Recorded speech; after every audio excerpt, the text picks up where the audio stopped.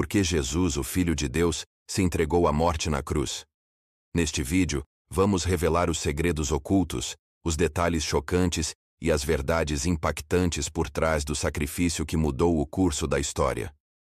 Descubra como os eventos dramáticos da crucificação e a incrível ressurreição de Jesus continuam a moldar nosso mundo hoje. No princípio, Deus criou o homem e a mulher e os colocou no jardim do Éden. Eles tinham uma relação perfeita com Deus, andando e falando com Ele livremente. No entanto, essa relação foi quebrada quando Adão e Eva desobedeceram a Deus, comendo do fruto proibido. Esse ato de desobediência trouxe o pecado ao mundo, e com ele, a separação entre Deus e a humanidade. Romanos 3:23 nos lembra: todos pecaram e estão afastados da presença gloriosa de Deus. O pecado nos afastou de Deus, criando uma barreira que não podíamos ultrapassar sozinhos. Para que a humanidade pudesse ser redimida dos seus pecados e restaurar a comunhão com Deus, ele instituiu um sistema de sacrifícios. No Antigo Testamento, havia um grandioso e sagrado local erguido no coração de Jerusalém. Esse lugar era o Templo de Salomão, um edifício magnífico e suntuoso, considerado a morada de Deus na terra. O templo não era apenas um edifício comum. Ele era dividido em várias seções, cada uma com um significado especial. Dentro do templo, havia uma área conhecida como o Santo dos Santos. Esta era a parte mais sagrada do templo, um espaço reservado apenas para o sumo sacerdote, e somente uma vez por ano, no dia da expiação. O Santo dos Santos era separado do resto do templo por um véu pesado e espesso, feito de linho fino e cores vivas: azul, púrpura e escarlate, bordado com querubins. O véu do templo não era apenas um pedaço de tecido, ele simbolizava a separação entre Deus e a humanidade devido ao pecado. Desde o tempo de Adão e Eva, quando pecaram no jardim do Éden, a humanidade estava distanciada da presença direta de Deus. O véu era um lembrete constante de que o pecado erguia uma barreira intransponível entre o homem e Deus. Atrás do véu, no Santo dos Santos, habitava a presença de Deus. Neste local, os sacrifícios de animais eram realizados para expiar os pecados do povo. O sumo sacerdote entrava no Santo dos Santos uma vez por ano, no dia da expiação, levando o sangue do sacrifício para fazer expiação pelos pecados do povo. Como lemos em Hebreus 9:22. Sem derramamento de sangue não há remissão de pecados. O sangue dos animais não podia remover permanentemente os pecados, mas apontava para a necessidade de um sacrifício perfeito. Este sacrifício perfeito seria providenciado por Deus em seu Filho, Jesus Cristo. Para entender plenamente o sacrifício de Jesus, precisamos olhar para as profecias do Antigo Testamento, que previam a vinda do Messias. Esses escritos antigos apontam para um Salvador, que traria redenção ao mundo. O profeta Isaías, cerca de 700 anos antes do nascimento de Jesus, escreveu sobre um servo sofredor que levaria sobre si os pecados de muitos. Em Isaías capítulo 53, versículos 5 e 6, lemos: Ele foi ferido por causa dos nossos pecados, foi maltratado por causa das nossas maldades. Nós somos curados pelo castigo que ele sofreu, somos sarados pelos golpes que ele recebeu. Todos nós éramos como ovelhas que se haviam perdido. Cada um de nós seguia o seu próprio caminho, mas o Senhor castigou o seu servo, fez com que ele sofresse o castigo que nós merecíamos. O profeta Miqueias também previu o local de nascimento do Messias. Em Miqueias 5:2, está escrito: Belém, você é uma das menores cidades de Judá, mas de você farei sair aquele que será o rei de Israel. Ele será descendente de uma família que começou em tempos antigos, num passado muito distante. Os Salmos também contêm profecias messiânicas. No Salmo 22, que Jesus citou na cruz, vemos uma descrição impressionante da crucificação, nos versículos 16 a 18. Lemos: Um bando de marginais está me cercando. Eles furaram as minhas mãos e os meus pés. Todos os meus ossos podem ser contados. As pessoas me olham e se aproveitam de mim. Repartem entre si as minhas roupas e fazem sorteio da minha túnica.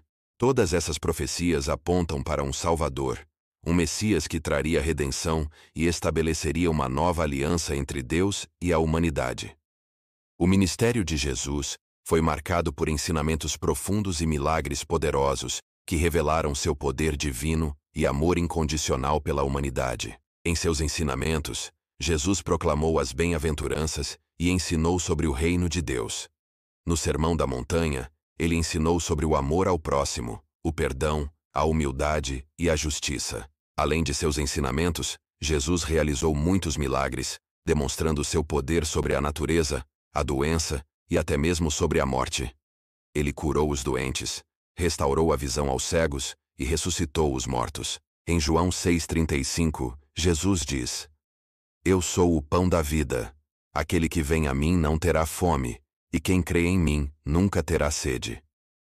Ele não apenas alimentou a multidão fisicamente, mas também ofereceu a todos a oportunidade de serem alimentados espiritualmente por meio de sua palavra e presença. Durante seu ministério, Jesus preparou seus discípulos para o seu sacrifício vindouro. Em Mateus 20:28, ele disse: Porque o Filho do Homem não veio para ser servido, mas para servir e dar a sua vida em resgate de muitos. Ele ensinou que sua morte não seria um fim, mas um meio de reconciliar a humanidade com Deus. No jardim do Getsêmani, Jesus enfrentou a angústia de seu sacrifício iminente, rezando ao Pai: Pai, se queres, passa de mim este cálice. Contudo, não se faça a minha vontade, mas a tua. Sua submissão à vontade do Pai demonstra seu amor sacrificial por nós. Desde o início da humanidade, o pecado entrou no mundo através do homem e da mulher. No entanto, da mesma forma que o pecado entrou, a redenção também viria através de uma mulher. Maria, escolhida por Deus, trouxe ao mundo o Salvador, Jesus Cristo, aquele que tiraria os pecados do mundo.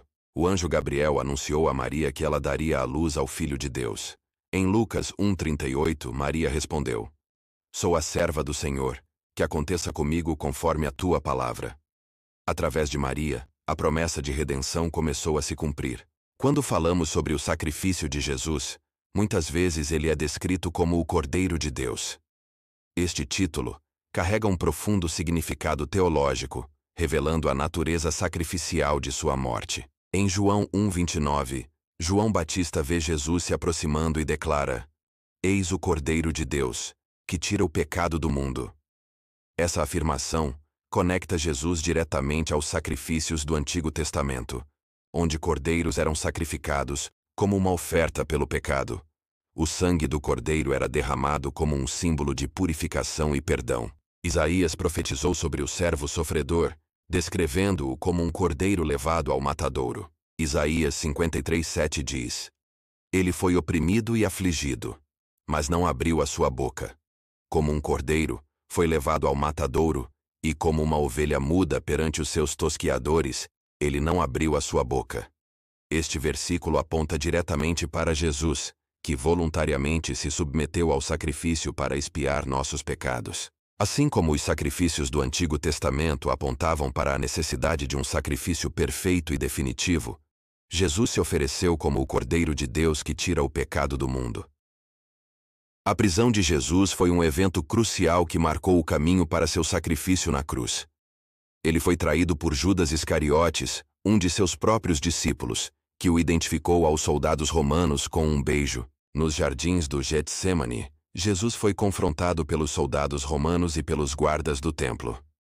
Pedro tentou defender Jesus, mas ele foi preso e levado para ser julgado. Jesus foi levado ao Sinédrio, o Conselho Supremo dos líderes religiosos judeus. Lá, ele foi interrogado e acusado de blasfêmia, por afirmar ser o Filho de Deus. O sumo sacerdote perguntou diretamente a Jesus se ele era o Cristo, e Jesus respondeu afirmativamente, selando seu destino. O Sinédrio levou Jesus até Pilatos, o governador romano da Judéia, pois apenas ele tinha autoridade para condenar à morte. Pilatos interrogou Jesus perguntando: Você é o rei dos judeus? Jesus respondeu: Quem está dizendo isso é o Senhor. E os chefes dos sacerdotes faziam muitas acusações contra ele. Então Pilatos fez outra pergunta: Você não vai responder? Veja quantas acusações estão fazendo contra você. Porém Jesus não disse mais nada, e Pilatos ficou muito admirado com isso. Mesmo sem encontrar culpa em Jesus, Pilatos cedeu à pressão dos líderes religiosos e da multidão, que clamava pela crucificação de Jesus. Pilatos lavou as mãos diante da multidão, dizendo: Estou inocente do sangue deste homem. A responsabilidade é de vocês. Pilatos ofereceu libertar um prisioneiro, como era costume durante a Páscoa. A multidão escolheu libertar Barrabás, um criminoso notório, em vez de Jesus. Os soldados levaram Jesus para o pátio interno do palácio do governador e reuniram toda a tropa. Depois vestiram em Jesus uma capa vermelha e puseram na cabeça dele uma coroa feita de ramos cheios de espinhos, e começaram a saudá-lo, dizendo: Viva o Rei dos Judeus! Batiam na cabeça dele com um bastão, cuspiam nele e se ajoelhavam, fingindo que o estavam adorando. Depois de terem caçoado dele, tiraram a capa vermelha e o vestiram com as suas próprias roupas. Em seguida, o levaram para fora a fim de o crucificarem. Após ser flagelado, Jesus foi apresentado à multidão por Pilatos, que disse: Eis o homem. Mas a multidão continuou a clamar pela sua crucificação. Jesus foi sentenciado à morte por crucificação, uma forma cruel e humilhante de execução romana. Ele carregou sua própria cruz até o Calvário, onde seria crucificado. A crucificação de Jesus é o ápice do seu sacrifício redentor.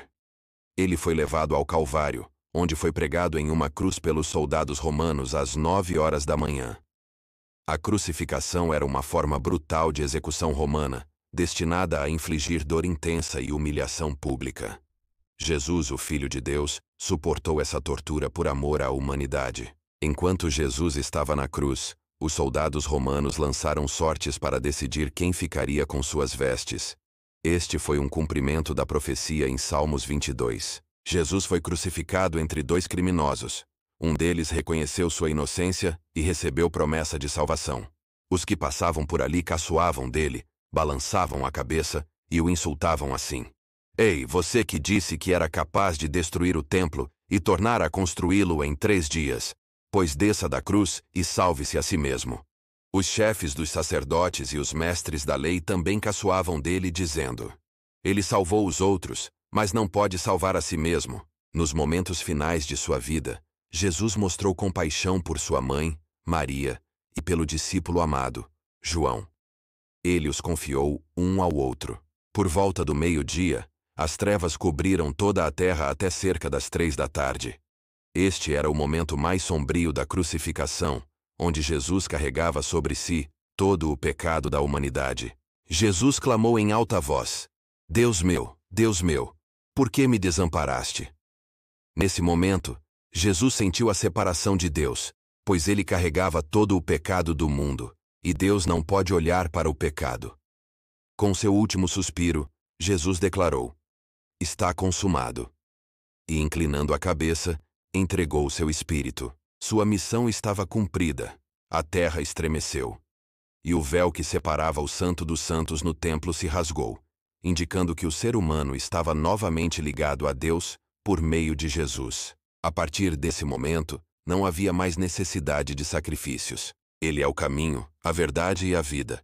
Ninguém vai ao Pai senão por ele.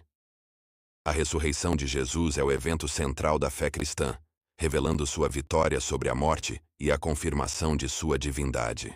No amanhecer do 3º dia após sua crucificação, as mulheres foram ao túmulo de Jesus e encontraram a pedra removida. Anjos lhes anunciaram: Por que buscais entre os mortos aquele que vive? Jesus apareceu primeiro a Maria Madalena, de quem havia expulsado 7 demônios. Ela foi contar isso aos companheiros de Jesus, pois eles estavam tristes e chorando. Quando a ouviram dizer que Jesus estava vivo e que tinha aparecido a ela, eles não acreditaram. Depois disso, Jesus se apresentou com outra aparência a 2 discípulos que iam caminhando para o campo. Eles voltaram e foram contar isso aos outros discípulos, e estes não acreditaram no que os 2 disseram. Por último, Jesus apareceu aos 11 discípulos enquanto eles estavam à mesa comendo. Ele os repreendeu por não terem fé e por teimarem em não acreditar no que haviam contado os que o tinham visto ressuscitado. Então ele disse: Vão pelo mundo inteiro e anunciem o Evangelho a todas as pessoas. Quem crer e for batizado será salvo, mas quem não crer, será condenado. Aos que crerem será dado o poder de fazer estes milagres: expulsar demônios pelo poder do meu nome e falar novas línguas. Se pegarem em cobras ou beberem algum veneno, não sofrerão nenhum mal. E quando puserem as mãos sobre os doentes, estes ficarão curados. Após falar com eles, o Senhor Jesus foi levado para o céu e sentou-se do lado direito de Deus. Os discípulos foram anunciar o Evangelho por toda parte. E o Senhor os ajudava, e por meio de milagres, provava que a mensagem deles era verdadeira. A morte e ressurreição de Jesus têm um impacto profundo e duradouro na vida dos cristãos hoje. Para os cristãos, a morte de Jesus na cruz representa o sacrifício supremo de amor de Deus, oferecendo perdão e reconciliação com Ele. A ressurreição de Jesus nos dá a certeza da vida eterna e a esperança de uma nova vida em Cristo. Como está escrito em 1 Coríntios 15:20. Mas de fato Cristo ressuscitou dentre os mortos, sendo Ele as primícias dos que dormem. A morte e ressurreição de Jesus nos chamam a viver vidas transformadas, cheias de amor, perdão e serviço aos outros, seguindo seu exemplo. Como seguidores de Jesus, somos chamados a compartilhar o Evangelho da salvação e a esperança que temos nele com o mundo ao nosso redor. Que a morte e ressurreição de Jesus sejam uma luz para nossos passos, guiando-nos no caminho da fé e da verdade. Esperamos que você tenha sido tocado por esta história poderosa sobre a morte e ressurreição de Jesus. Se você gostou deste vídeo, não se esqueça de curtir e compartilhar com seus amigos e familiares. E inscreva-se no nosso canal para mais histórias emocionantes e inspiradoras como essa. Junte-se a nós em nossa jornada de descoberta da riqueza e profundidade da Palavra de Deus. Até o próximo vídeo.